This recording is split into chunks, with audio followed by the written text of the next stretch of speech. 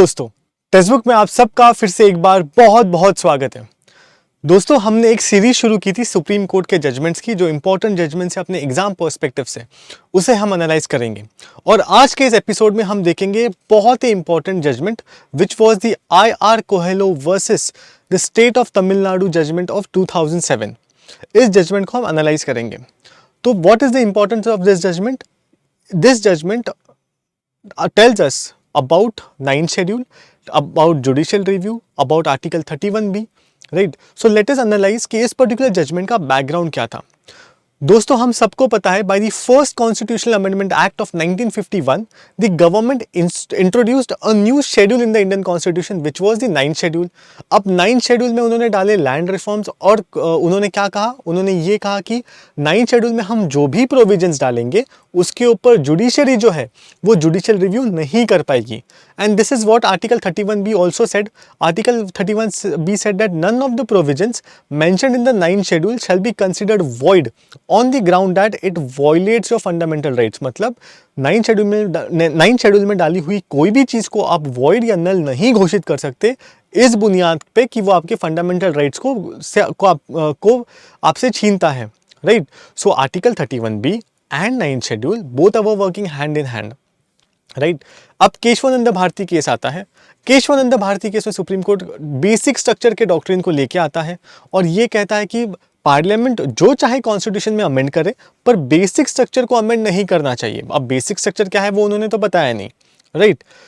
उसके बाद Minerva mills case आती है 1980, जहां पे सुप्रीम कोर्ट ये कहता है कि जुडिशियल रिव्यू जो है वो आपके बेसिक स्ट्रक्चर का पार्ट है, right? So these were some of the important provisions that we needed to understand before this particular act।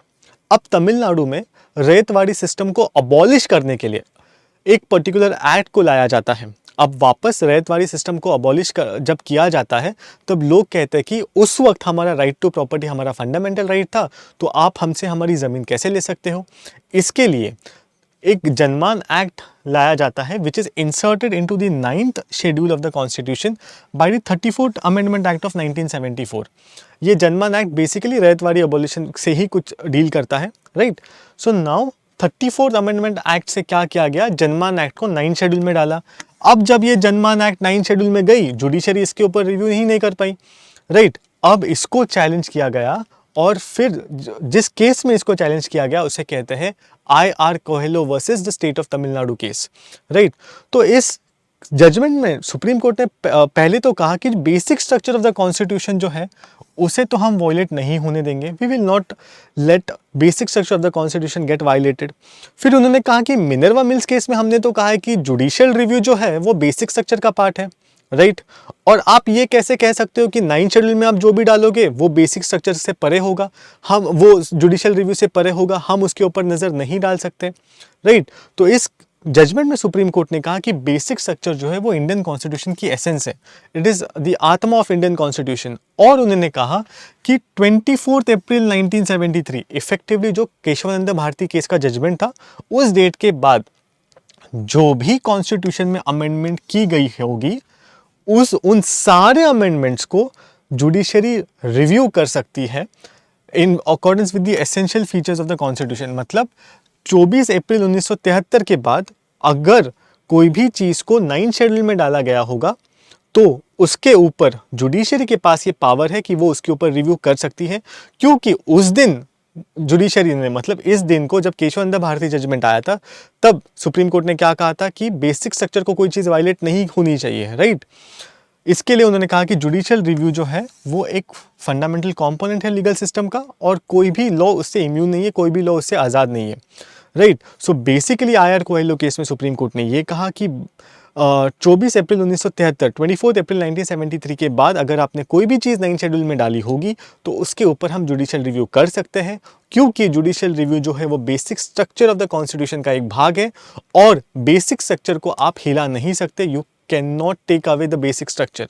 Therefore IR. Coelho case में 9th शेड्यूल के पास जो पावर थी कि पार्लियामेंट इसमें अगर कोई भी चीज़ डाले तो उसके ऊपर जुडिशरी देख नहीं सकती थी, वो पावर जुडिशरी ने पार्लियामेंट से हटा दी। जुडिशरी ने कहा कि आप जो चाहे 9th शेड्यूल में डालो, हम उसके ऊपर रिव्यू करेंगे, right? So this was the essence of the I R. Coelho case. अब देखते हैं इस जजमेंट का इम्पैक्ट क्या था। वापस की जुडिशियल रिव्यू का जो इंपॉर्टेंस है उसके बारे में सुप्रीम कोर्ट ने बोला कि जुडिशियल रिव्यू जो है वो बेसिक स्ट्रक्चर का पार्ट है, राइट, और कोई भी चीज़ आपके बेसिक स्ट्रक्चर को वॉयलेट नहीं कर सकती। और इससे सुप्रीम कोर्ट ने अपने आप को स्ट्रॉन्ग कर लिया और अपने आप को, सुप्रीम कोर्ट को हम कहते हैं कि it is the guarantor of fundamental rights and it is the guardian of the constitution. तो सुप्रीम कोर्ट ने अपना करेक्ट रोल इस पर्टिकुलर जजमेंट में प्ले किया, जहाँ पे उसने गारंटी किया कि किसी भी प्रकार का फंडामेंटल राइट्स का वॉयलेशन ना हो, और उसने कॉन्स्टिट्यूशन की भी रक्षा की, because supreme court is known as the guardian of the Indian constitution. So this was the IR Coelho case. Okay, in the upcoming episodes we'll be taking up more such cases, but before you leave, I'll tell you something about super coaching. It is the one stop initiative that textbook has launch for you, जहाँ पे आपको एक subscription में सारी चीज़ें, भले ही फिर वो मॉक टेस्ट हो, लाइव क्लासेस हो, या फिर आपके डाउट रिजोल्यूशन क्लासेस हो, सारी चीज़ें मिल जाती हैं। उसके साथ साथ आपको इंडिया के बेस्ट टीचर्स के साथ पढ़ने का एक मौका मिलता है, और आपको डेली लाइव क्लासेस भी देखने को मिलती है। और ये सारी चीज़ें आपको सिर्फ और सिर्फ 2500 रुपये प्रति महीने में अवेलेबल है। पर आप अगर मेरा कूपन कोड आकाश20 यूज़ करते हो तो आपको 20% ऑफ मिलेगा, विच मीन्स ये सारी चीज़ें आपको सिर्फ 2000 रुपये प्रति महीने में अवेलेबल हो जाएगी, राइट।